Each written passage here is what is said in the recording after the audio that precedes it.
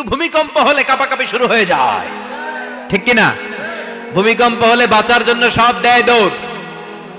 টেলিভিশনের কিছু live programme দেখলাম, উপস্থাপকও দৌড়, অতিথিও দৌড়। দেখেন নাই? লাইভ ব্রডকাস্টিং হচ্ছিল, কি সরাসরি সম্প্রচার। যখন দেখা যাচ্ছে চেয়ার কাঁপতেছে, উপস্থাপক দৌড়, আর মেহমানরা বসে আছে মাইক নিয়ে। কিছুক্ষণ পরে আরো কাঁপাকাঁপি বেড়ে গেল, মেহমানও দৌড়। কথা কন। 20 তলা 30 তলা দামি দামি বিল্ডিং গুলোর ফ্ল্যাটের ভেতরে যারা থাকে, তুফান শুরু হলে দেয় দৌড়। কথা কন। ভাড়াটিয়ারা দৌড়ায়, বাড়িওয়ালারা দৌড়ায় না। নিজের বাড়ি তো, এই জন্য দৌড় দেয় না। নাকি ভূমিকম্প হইলে ভাড়াটিয়াও দৌড়, বাড়িওয়ালাও দৌড়। র্যাবের প্রধান দৌড়, পুলিশ প্রধান দৌড়, শুধু প্রেসিডেন্ট আর মাননীয় প্রধানমন্ত্রী দৌড়ায় না। কথা কন। বাঁচার জন্য সব দৌড়। আবার রব্বুল আলামিন বলেন, জমিনটারে সমান দেখে, কার্পেটিং দেখে মনে করো না তোমরা বেঁচে গিয়েছো।